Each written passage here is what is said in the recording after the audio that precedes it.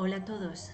Am, el otro día os compartía en el canal de Telegram un vídeo maravilloso de la psiquiatra Marian Rojas y ella hablaba de la conexión entre las hormonas y las pantallas y nos hacía una descripción, bueno, pues súper interesante sobre el rol del cortisol como la hormona del estrés y los efectos fisiológicos que tiene la conexión entre las pantallas y la dopamina y esa gratificación instantánea que te pega un pico de hormonas y luego viene la caída, ¿no? Claro, tenemos que tener en cuenta que cuando hablamos de hormonas, no estamos hablando de algo que esté simplemente desconectado de nuestro cuerpo. Es que hay veces que yo siento que tenemos una percepción muy desconectada de nosotros mismos, ¿no? La conexión de las hormonas, bueno, pues es maravillosa porque es que son las moléculas de emoción, ¿no? De alguna manera Candace Perlas definía de esa forma, son neuropéptidos, van por sangre, van a órganos diana y producen efectos fisiológicos. La doctora Rojas habla mucho de las personas vitamina, por ejemplo, pero también habla mucho de la intoxicación de cortisol que tenemos en nuestra sociedad. El cortisol es la hormona del estrés y como estamos en una sociedad en la que, bueno, pues hay tantas amenazas aparentes y nuestro cuerpo está lleno de estrés y eso tiene unas consecuencias fisiológicas. Pues por ejemplo se nos cae el pelo, tenemos inflamaciones crónicas, porque eso es típico, ¿no? Tenemos palpitaciones, de pronto el ojo empieza clic, clic, clic, clic, a movérsete así, no puedes pensar con claridad, no duermes en la noche, pues todos los típicos síntomas del estrés que conocemos, ¿no? Y eso significa una bioquímica concreta en tu cuerpo que viene como consecuencia de, en este caso, del estrés. ¿Qué significa el estrés? Un exceso de tensión, una tensión excesiva, que si tensamos más y más y más, esa guitarra en lugar de estar afinada se desafina y si sigues tensando la cuerda, pues al final se acaba rompiendo y acabas teniendo enfermedades o incluso un burnt out. Entonces, lo interesante es darnos cuenta en estas conversaciones sobre el metaverso que yo estoy proponiendo, es darnos cuenta de que en realidad la mayor parte de las cosas, ¿cómo decir? Muchas de las cosas las vivimos dentro, bueno, prácticamente todo lo vivimos dentro y nuestro cerebro no distingue si lo que está ocurriendo es real o lo estamos imaginando. Y dicen que el 90% de los peligros que uh, percibimos o que de los miedos que tenemos en realidad no responden a ninguna realidad. O sea, imaginaros, ¿no? Como sin querer estamos viviendo en un mundo totalmente virtual y totalmente irreal, pero nuestro cuerpo no lo sabe. Entonces, cuando eso se pone en marcha en los niños, que son, pues, yo creo que el principal motivo por el que hago estas conversaciones son los niños y las pantallas, cuando eso lo ponemos en marcha en cuanto a los niños, nos damos cuenta de que los niños, igual que los adultos, se vuelven adictos a las pantallas, porque las pantallas están diseñadas para hacernos adictos, eso tenemos que saberlo. Las pantallas, sobre todo las redes sociales, están diseñadas para capturar nuestra atención. ¿Y qué es lo que ocurre si capturan nuestra atención? Pues que nosotros perdemos el control sobre esas cosas, porque es como que nos hipnotizan, como que nuestra mente queda abducida dentro de un determinado estímulo, ¿no? Y entonces no aprendemos a manejar nuestras emociones, sino que simplemente aprendemos a distraernos y estar todo el día distraídos. Es decir, como muy bien explicaba la doctora Rojas, si no habéis visto ese vídeo, buscarlo porque es que está buenísimo. Estás escuchándome, estás escuchando una conferencia, te aburres, ¿qué haces? Miras la pantalla. Tanto si estás aburrido como si estás estresado, miras la pantalla, porque la pantalla está diseñada para calmarte, porque te da una gratificación instantánea. Pero cuando tú aprendes a vivir a base de gratificaciones instantáneas, olvidas lo que es la voluntad, el esfuerzo y todo aquello que nos construye como personas, porque lo realmente valioso en la vida no es lo que se consigue instantáneamente. Un embarazo dura 9 meses, una semilla como las lechugas que planté el otro día, les va a tardar, va a tardar. Estaría bueno que aprendiéramos bueno, a esperar, a tener la paciencia y vivir en el presente sin estar tanto en ese querer la inmediatez, porque si no buscamos, si no aprendemos a manejar nuestras emociones y nos basamos solo en la gratificación inmediata, pues vamos a tener muchos problemas. Y de hecho, las adicciones a las pantallas se tratan exactamente igual que las adicciones a drogas como la cocaína, porque es así el efecto que produce en nuestro cuerpo. Hoy os quiero compartir algunas noticias o algunas publicaciones para que veáis que esto no solo soy yo que no me gustan las pantallas, sí, y estoy aquí delante de una pantalla, estoy aquí enfrente tuyo a través de una pantalla, si no fuera por eso no nos estaríamos viendo. O sea, no se trata de demonizar la tecnología, como siempre digo, se trata de que la sepamos usar para no ser esclavos de ella, porque sin querer nos hemos vuelto esclavos. ¿Cuántos de vosotros no habéis vuelto a casa porque os habéis olvidado el teléfono móvil? ¿Cuántos de vosotros no estáis con ansiedad porque no sé dónde ha dejado el teléfono? Y si de pronto llaman, y si no llama nadie, será que se ha caído la conexión, ¿no? Entonces, bueno, os voy a compartir este documento. Esto es de Harvard, la Universidad de Harvard. No es que a mí me importen mucho los grandes nombres, pero como hay gente que si está publicado en determinadas universidades pues le da más valor, pues aquí tenéis algo para compartir si os apetece. Le he puesto el traductor simultáneo y dice: dopamina, smartphones y tú, una batalla por tu tiempo. Y dopamina sabemos que es la hormona del placer, pero también es la hormona de la adicción. Es decir, tú estás queriendo conseguir algo y mientras estás imaginándotelo ya tu dopamina empieza a subir. Cuando lo consigues te pega un pico de dopamina y luego viene crash, la caída. Y entonces en esa caída, ¿qué haces? Ir a buscar más, obviamente, pero además tiene que ser, llega un momento que generas resistencia y cada vez necesitas un estímulo más grande para conseguir el mismo resultado, ¿no? Y dice esto aquí, dice: siento una culpa tremenda, admitió Chamath Palihapitiya, ex vicepresidente del crecimiento de usuarios de Facebook, ante una audiencia de estudiantes de Stanford. Estaba respondiendo a una pregunta sobre su participación en la explotación del comportamiento del consumidor. Y dice: los bucles de retroalimentación a corto plazo, impulsados por la dopamina que hemos creado, están destruyendo el funcionamiento de la sociedad. Eso es lo que dice él, que siente una culpa porque está destruyendo el funcionamiento de la sociedad, pero la verdad es que la mayoría de nosotros, como dice aquí, sabemos, pero que no nos damos demasiado cuenta cómo los teléfonos inteligentes y las plataformas de redes sociales nos están convirtiendo en auténticos adictos. Plataformas como Facebook, Snapchat, Instagram aprovechan el mismo circuito neuronal que usan las máquinas tragamonedas y la cocaína para que sigamos usando sus productos tanto como sea posible. Y entonces aquí nos habla de la ciencia detrás de todo esto. Es un artículo bastante largo, no lo voy a leer entero, pero sí os quiero comentar algunos datos interesantes. Dice: si alguna vez extravió su teléfono, es posible que haya experimentado un leve estado de pánico. Alrededor del 73% de las personas afirman experimentar ese sabor único de ansiedad, lo cual tiene sentido si se considera que los adultos en los Estados Unidos hacen 2.600 toques diarios a su teléfono móvil, imaginaros, ¿no? Y hay veces que hasta los notas que vibran cuando ni siquiera están ahí. Bueno, dice aquí que no hay nada inherentemente adictivo en los teléfonos inteligentes, pero sí en los entornos hipersociales que brindan. Y me gusta mucho que ponga esta palabra hiper, porque si algo está de alguna manera definiendo el momento en el que vivimos, es hiperestimulados, es hiperconectados, es hiper gratificados, es hiper todo. Dice: los teléfonos inteligentes nos permiten llevar inmensos entornos sociales en nuestros bolsillos en cada momento de nuestras vidas. Los estudios están comenzando a mostrar vínculos entre el uso de teléfonos inteligentes, mayores niveles de ansiedad y depresión, mala calidad del sueño, mayor riesgo de lesiones o muerte en el automóvil. Y muchos de nosotros quisiéramos pasar menos tiempo en nuestros teléfonos, pero es muy difícil. ¿Por qué son tan difíciles de ignorar? Y aquí nos hablan de las palancas en nuestros cerebros, la dopamina y la recompensa social.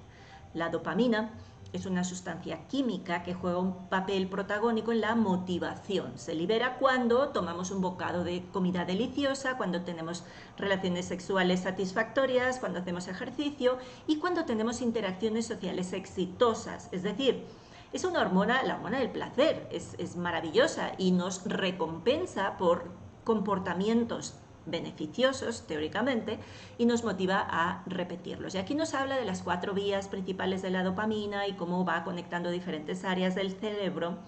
Y bueno, pues al final la cuestión es que lo que se va haciendo es reforzar la asociación, ese anclaje entre un estímulo y una recompensa. Y cada vez que una respuesta a un estímulo resulta en una recompensa, pues the neurons that fire together, wire together.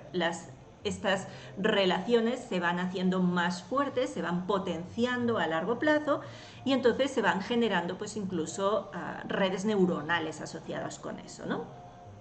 Entonces los estímulos sociales también darán como resultado una liberación de dopamina. Entonces estímulos sociales como likes, caritas sonrientes, mensajes, comentarios a lo que tú vas posteando o compartiendo, activan las mismas vías de recompensa que las de las drogas. Y los teléfonos, lo que pasa es que nos están dando todo el rato estímulos, continuamente, positivos y negativos, pero continuamente van llegando notificaciones, tienes tantos me gusta, tienes este mensaje, tienes tantos mensajes sin contestar y por favor contéstalos, genera una buena experiencia en tus clientes, ¿no? Entonces, claro, aquí hay un montón de información que podéis ver sobre cómo se producen las recompensas y las recompensas variables.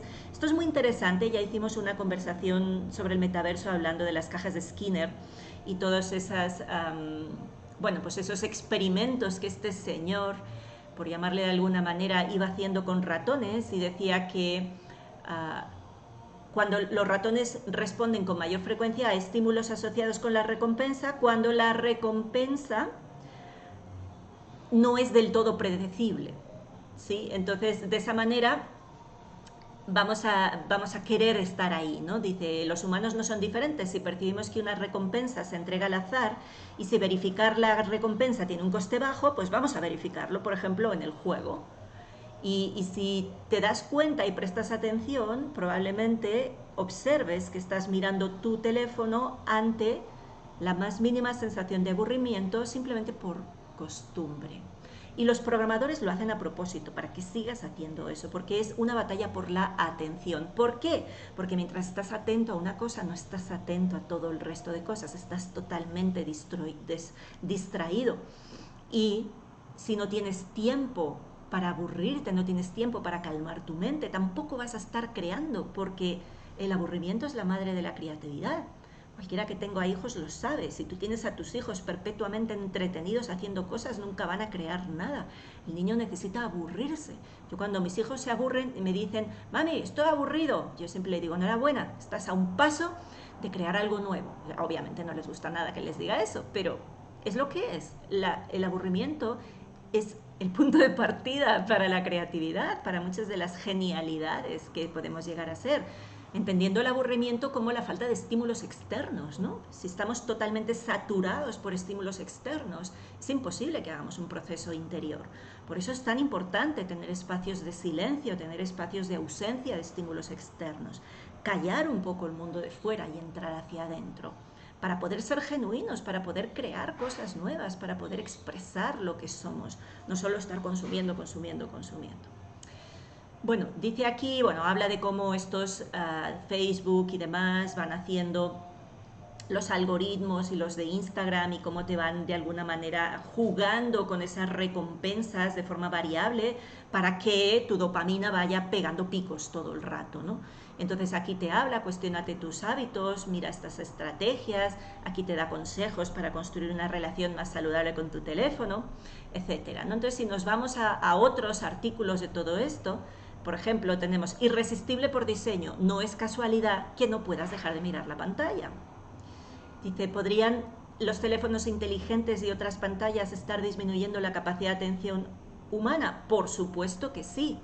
Por supuesto que sí. La capacidad de atención, la memoria, y un montón de cosas. Yo, por ejemplo, casi no sé conducir si no tengo el Google Maps encendido, porque es que no soy capaz de recordar las calles, cuando antes pues, tenías que desplegar esos mapas inmensos y a ver quién conducía con un mapa de todos estos. No podías, tenías que memorizar los caminos y ponerte cosas que reconocieras. Ahora, ¿quién va a hacer eso si tienes el Google Maps? Y que, por cierto, para mí es una bendición el Google Maps, porque si no fuera por él, yo que vivo en el extranjero y además me la paso moviéndome de un lado para otro, sería imposible para mí hacer, o muy difícil para mí hacer lo que hago. Dice aquí, hace 10 años, antes que el iPad y el iPhone se generalizaran, la persona promedio tenía una capacidad de atención de 12 segundos. 12, no te creas tú que mucho más.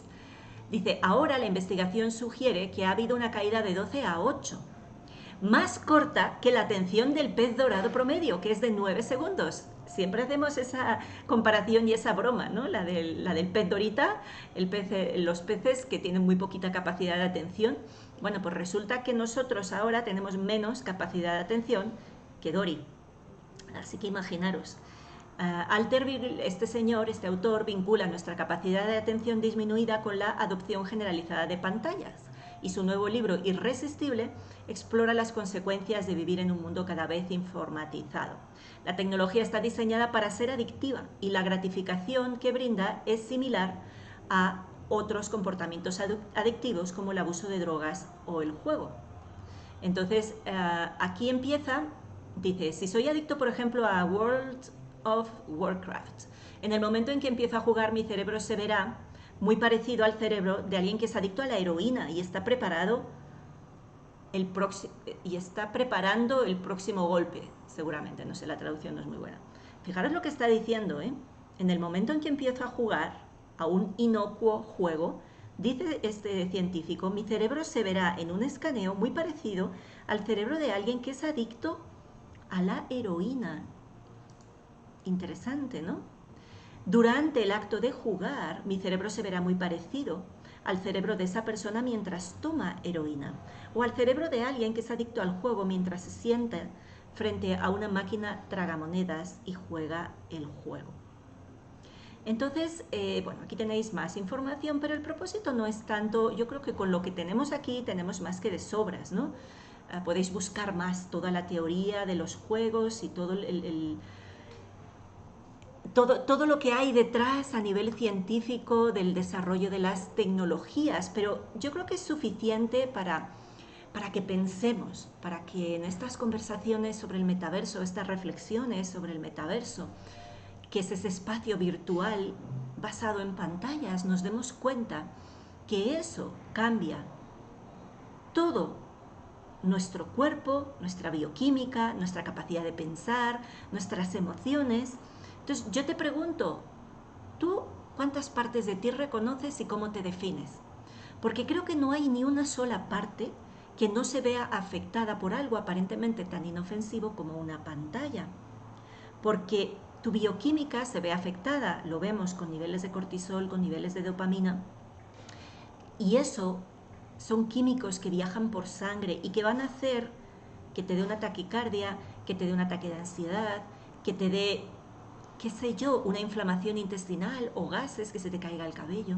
Va a tener un montón de efectos sobre tu salud que no vas a saber asociar, porque si tú te comes, como siempre digo, un huevo en mal estado, una mayonesa en mal estado, enseguida vas a tener síntomas digestivos, vómito o diarrea.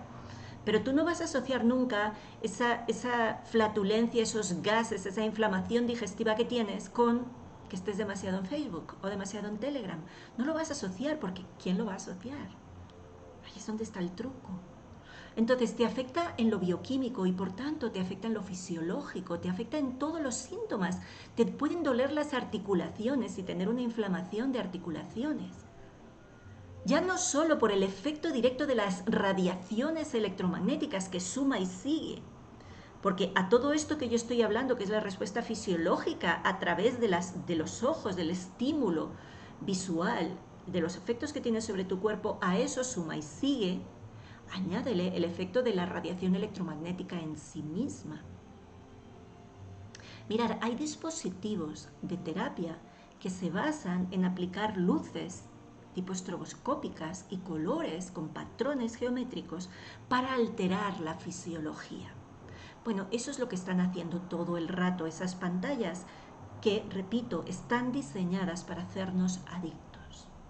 Cambia nuestra fisiología, cambia nuestra bioquímica y por tanto cambia nuestro cuerpo físico, cambia nuestras emociones, cambia y reduce nuestra capacidad de hacernos cargo de nuestras emociones, porque ante la ansiedad me tomo algo que me calma.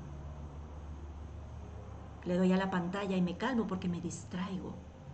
Nuestra capacidad intelectual disminuye. Dicen que esta es la primera generación de hijos que son más tontos que sus padres eran más inteligentes, porque no tienen capacidad de discernimiento, no tienen capacidad de encontrar la información en medio del ruido.